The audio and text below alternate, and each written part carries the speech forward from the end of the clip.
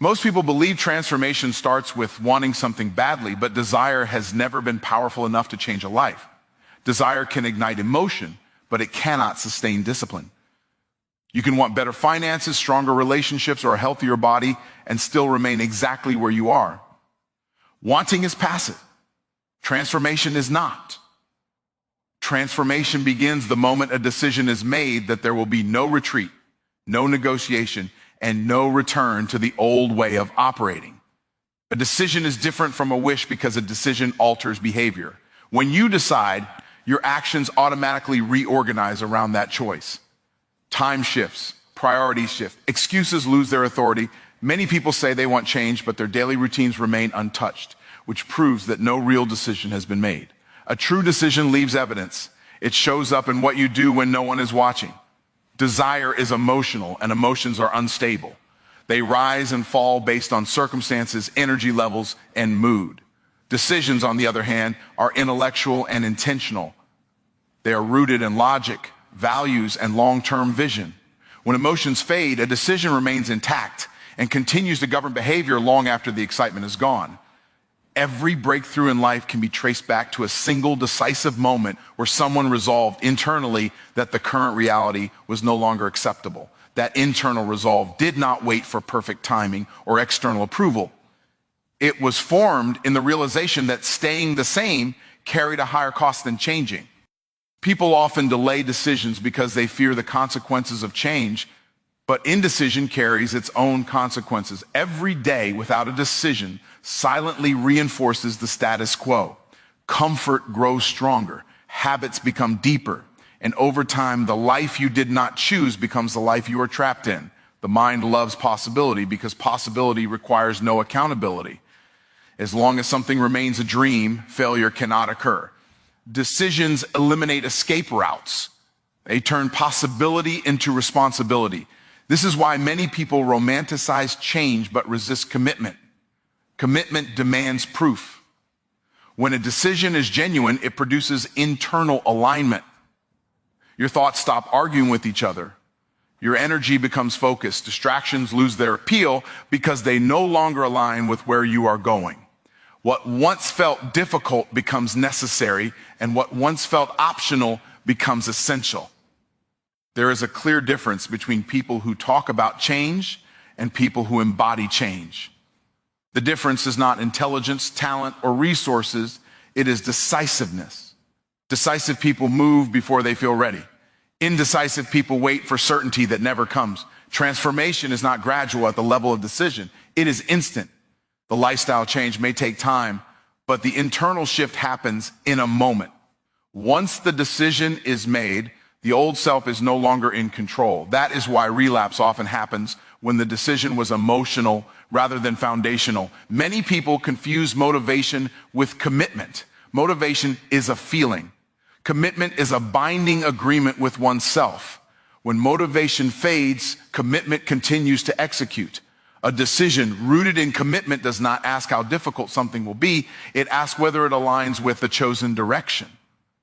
Life responds to certainty. When your decisions are weak, life tests you. When your decisions are firm, life rearranges itself around them.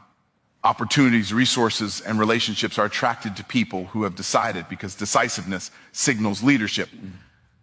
The reason change feels exhausting for some people is because they keep restarting the decision process every day. They debate with themselves repeatedly instead of standing on a resolved choice. Deciding once and for all conserves mental energy and strengthens consistency. You cannot accidentally stumble into a better life because accidents produce random outcomes. Decisions produce intentional results. What you repeatedly choose becomes what you repeatedly experience. Your daily life is nothing more than yesterday's decisions playing out. When you decide, you stop asking for permission from your past. Old mistakes lose their influence. Previous limitations no longer define what is possible. A decision redraws the boundary of who you are and what you allow. Every major transformation starts silently, long before external results appear. It begins with a private moment of resolve that changes how you think, how you speak to yourself, and how you show up. That internal shift is invisible, but it is irreversible once it is real. Most people chase comfort while secretly hoping for growth, not realizing the two move in opposite directions. Comfort preserves what already exists. Growth demands something new. The moment you prioritize ease, you unconsciously vote to stay the same. Expansion begins only when you willingly step into resistance instead of running from it. Everything that strengthens you does so by applying pressure. Muscles grow by being torn under weight. Character grows by carrying responsibility. Skill grows by repeated friction with difficulty. Without resistance, nothing improves. Comfort feels good, but it does nothing to sharpen you. Growth does not ask if something is convenient. It asks if something is necessary. Necessary actions are often uncomfortable because they stretch identity, challenge habits, and threaten familiarity. Comfort protects the current version of you, but growth requires that version to evolve or be left behind. Many people mistake peace for comfort, but they are not the same. Peace comes from alignment with purpose. Comfort comes from avoiding tension. One strengthens you, the other slowly weakens you. Growth often feels chaotic at first because it disrupts patterns that once felt safe. Resistance is not a sign that something is wrong. It is evidence that something is working. When you encounter friction, it means you are pushing against a boundary. Boundaries only expand when they are challenged. Avoiding resistance guarantees stagnation. The reason discipline feels uncomfortable is because it interrupts impulse. Impulse seeks short-term pleasure. Discipline seeks long-term results. Every disciplined action forces you to delay gratification, and that delay is what builds power over time. Growth requires you to do things your old self would avoid. Waking up earlier, staying focused longer, saying no more often, choosing effort when rest would feel easier. Each of these decisions applies constructive pressure to your identity. Comfort whispers reassurance. Growth demands courage. Comfort tells you that you deserve rest. Growth reminds you that unfinished potential is heavier than effort. One soothes the present, the other secures the future. The mind is trained to avoid pain, but discomfort is not the enemy. Avoidance is. Discomfort is temporary and purposeful. Avoidance is long-lasting and costly. One builds strength, the other builds regret.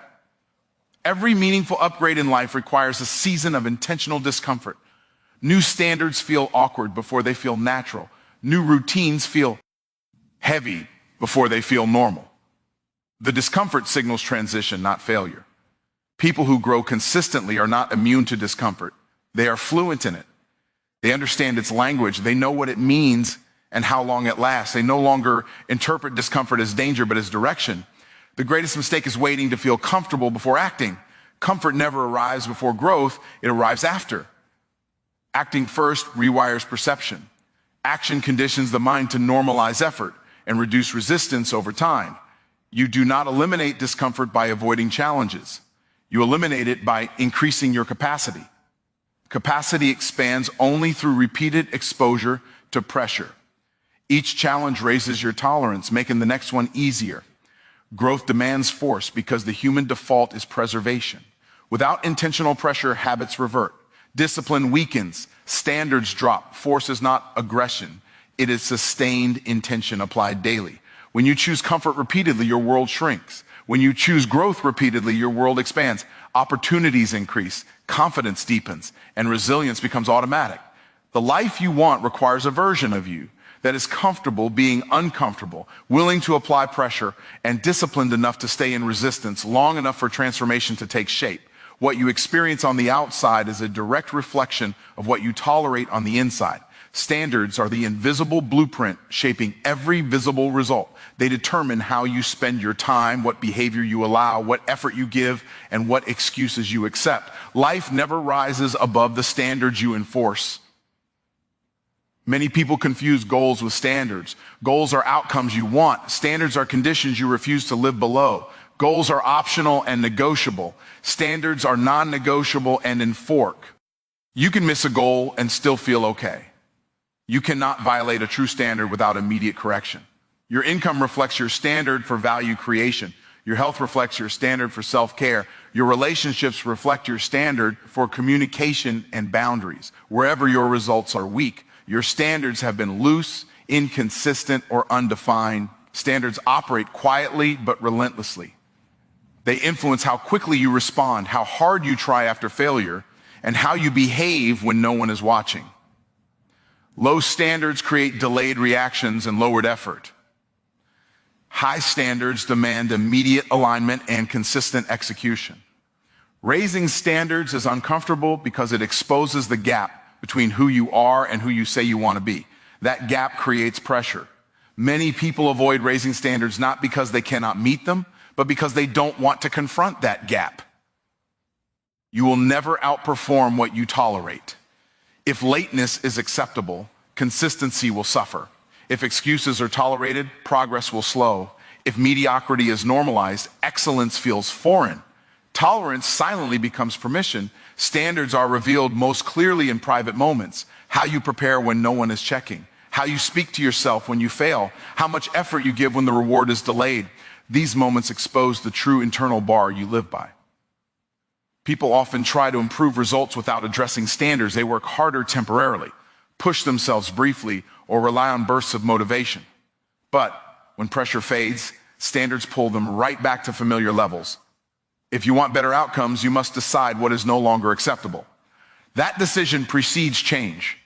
Until certain behaviors become unacceptable to you internally, they will continue externally. Standards enforce boundaries that motivation can't. Not high standards eliminate internal debate. When something violates a standard, the decision is automatic. There is no negotiation, no justification, no delay. The standard answers the question before the mind can argue. Environment often mirrors standards. Disorganized spaces reflect tolerated disorder. Chaotic schedules reflect tolerated distraction. Unclear goals reflect tolerated ambiguity. Order appears naturally when standards are raised. Raising standards does not mean perfection. It means consistency. It means responding quickly when you fall short.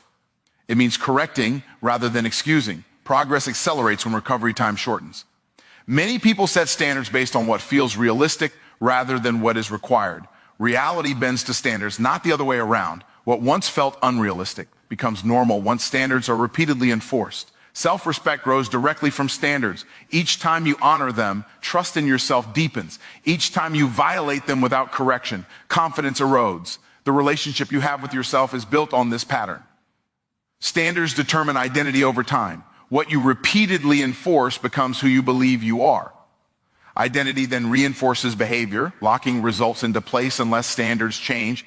A shift in standards instantly reshapes expectations, behavior, and outcomes, even before visible results catch up, because the internal operating system has already been rewritten.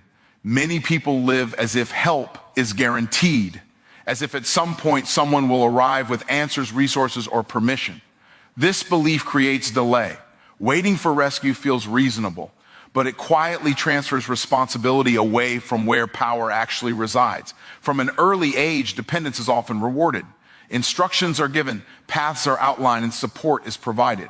Over time, this conditions people to expect direction before action.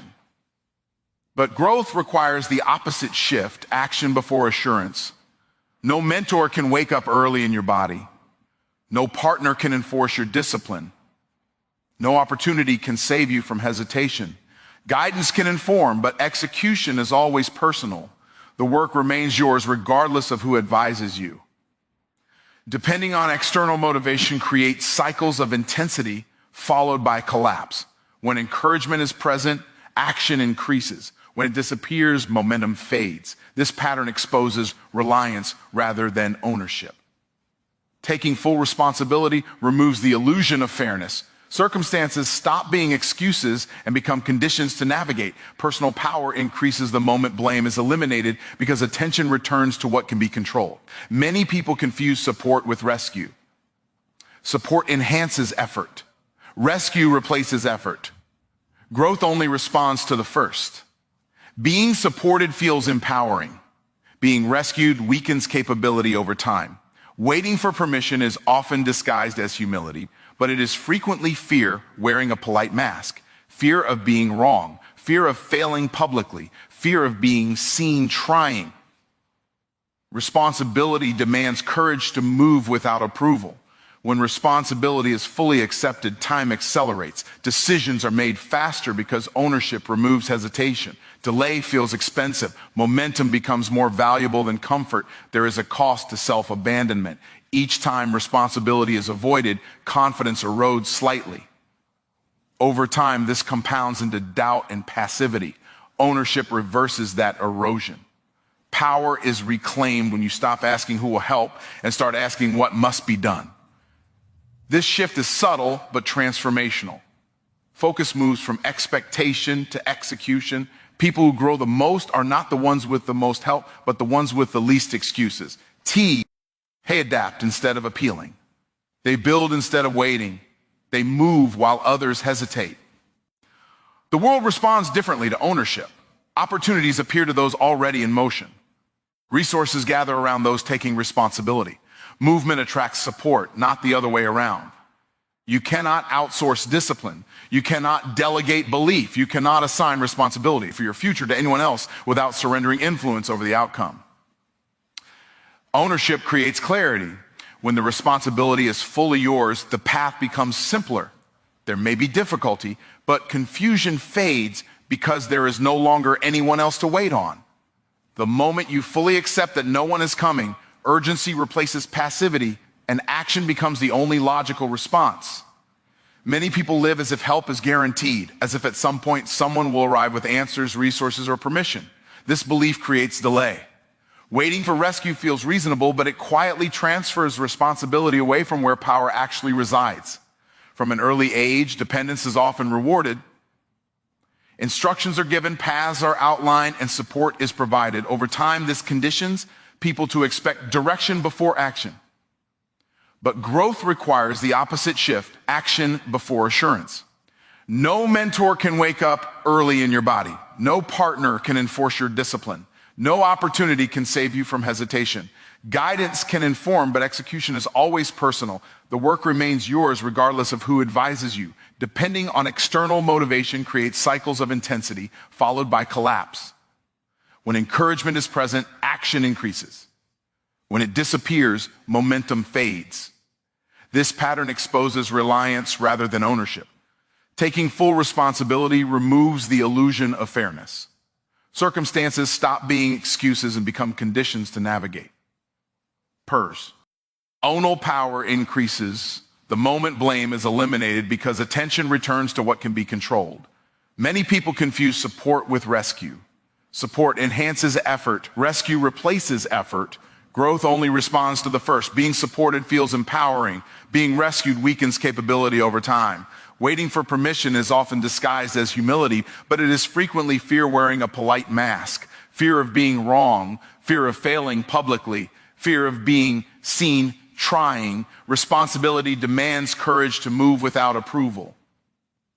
When responsibility is fully accepted, time accelerates. Decisions are made faster because ownership removes hesitation.